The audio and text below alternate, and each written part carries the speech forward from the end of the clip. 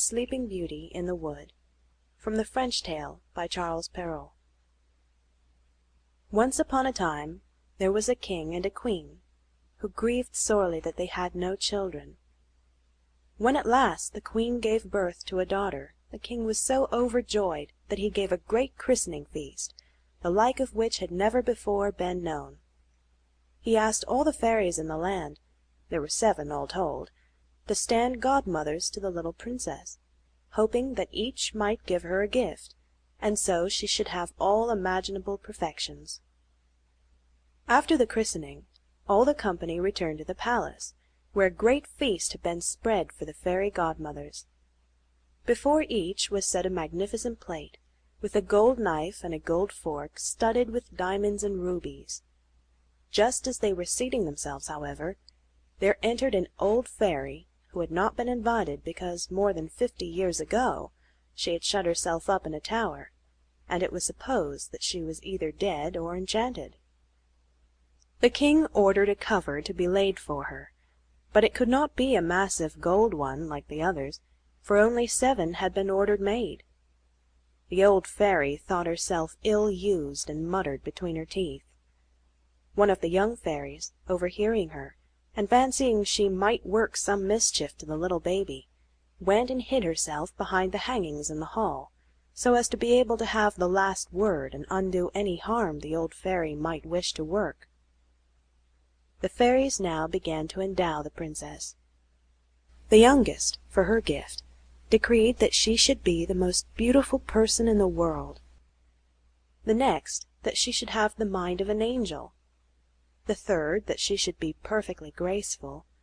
The fourth, that she should dance admirably well. The fifth, that she should sing like a nightingale. The sixth, that she should play charmingly upon every musical instrument. The turn of the old fairy had now come, and she declared, while her head shook with malice, that the princess should pierce her hand with a spindle and die of the wound. This dreadful fate threw all the company into tears of dismay, when the young fairy, who had hidden herself, came forward, and said, "Be of good cheer, king and queen, your daughter shall not so die. It is true I cannot entirely undo what my elder has done. The princess will pierce her hand with a spindle, but instead of dying, she will only fall into a deep sleep. The sleep will last 100 years, and at the end of that time a king's son will come to wake her." The king, in hopes of preventing what the old fairy had foretold, immediately issued an edict by which he forbade all persons in his dominion from spinning or even having spindles in their houses under pain of instant death. Now 15 years after the princess was born, she was with the king and queen at one of their castles, and as she was running about by herself, she came to a little chamber at the top of a tower, and there sat an honest old woman spinning, for she had never heard of the king's edict. "What are you doing?" asked the princess. "I am spinning, my fair child," said the old woman, who did not know her. "How pretty it is!" exclaimed the princess. "How do you do it? Give it to me that I may see if I can do it." She had no sooner taken up the spindle than, being hasty and careless, she pierced her hand with the point of it, and fainted away. The old woman, in great alarm, called for help. People came running in from all sides. They threw water in the princess's face, and did all they could to restore her, but nothing would bring her to. The king, who had heard the noise and confusion, came up also, and remembering what the fairy had said, he had the princess carried to the finest apartment, and laid upon a richly embroidered bed. She lay there in all her loveliness, for the swoon had not made her pale. Her lips were cherry ripe, and her cheeks ruddy and fair.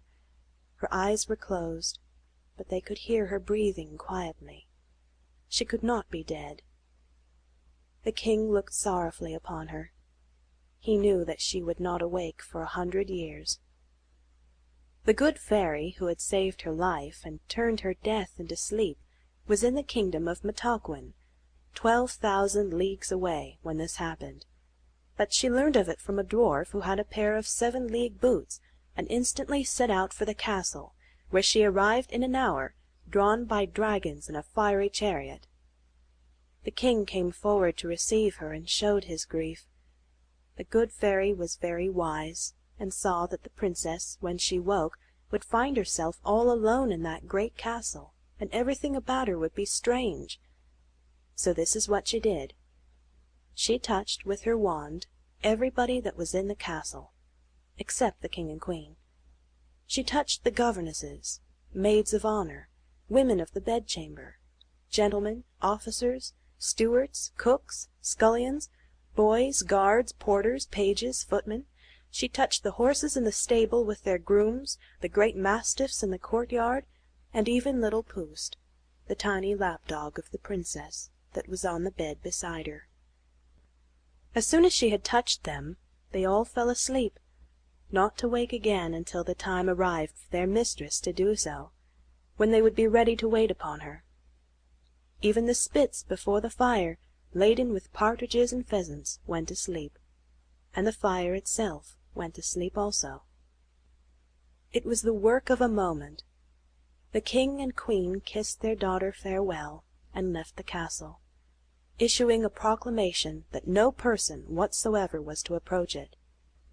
That was needless, for in a quarter of an hour there had grown up about it a wood so thick and filled with thorns that nothing could get at the castle, and the castle top itself could only be seen from a great distance.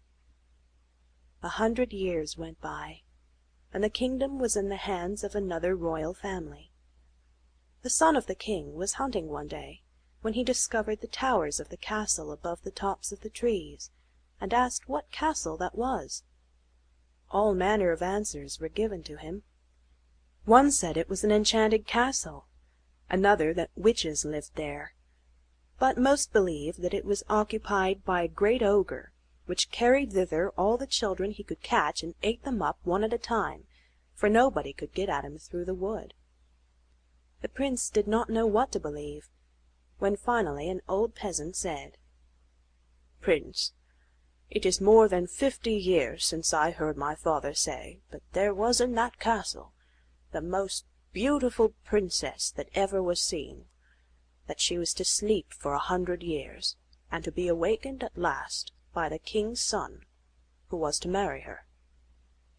The young prince at these words felt himself on fire. He had not a moment's doubt that he was destined to this great adventure, and full of ardor he determined at once to set out for the castle. Scarcely had he come to the wood, when all the trees and thorns which had made such an impenetrable thicket opened on one side and the other to offer him a path. He walked toward the castle, which appeared now at the end of a long avenue, but when he turned to look for his followers, not one was to be seen. The woods had closed instantly upon him as he had passed through. He was entirely alone, and utter silence was about him.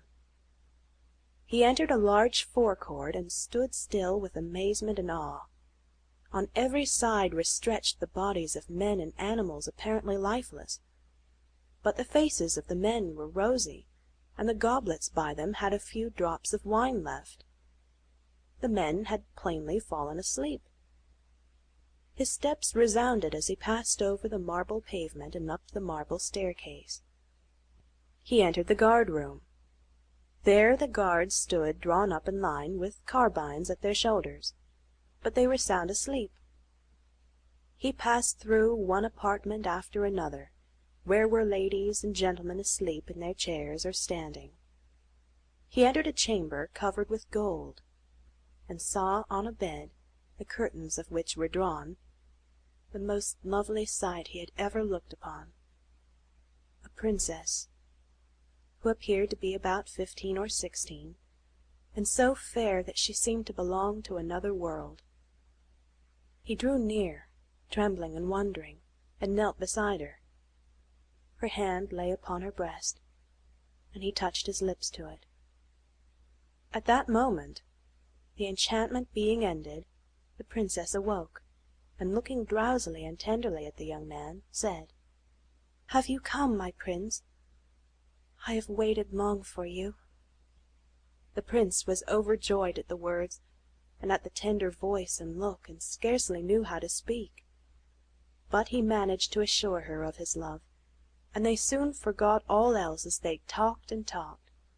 They talked for 4 hours, and had not then said half that was in their heads to say. Meanwhile all the rest of the people in the castle had been awakened at the same moment as the princess, and they were now extremely hungry. The lady-in-waiting became very impatient, and at length announced to the princess that they all waited for her. Then the prince took the princess by the hand. She was dressed in great splendor, but he did not hint that she looked as he had seen pictures of his great-grandmother look. He thought her all the more charming for that. They passed into a hall of mirrors, where they supped, attended by the officers of the princess. The violins and hautboys played old but excellent pieces of music, and after supper, to lose no time, the grand almoner married the royal lovers in the chapel of the castle. When they left the castle the next day to return to the prince's home, they were followed by all the retinue of the princess.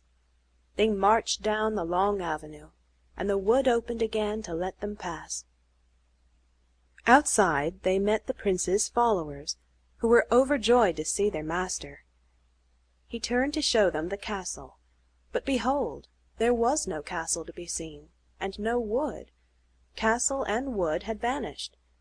But the prince and princess went gaily away, and when the old king and queen died, they reigned in their stead.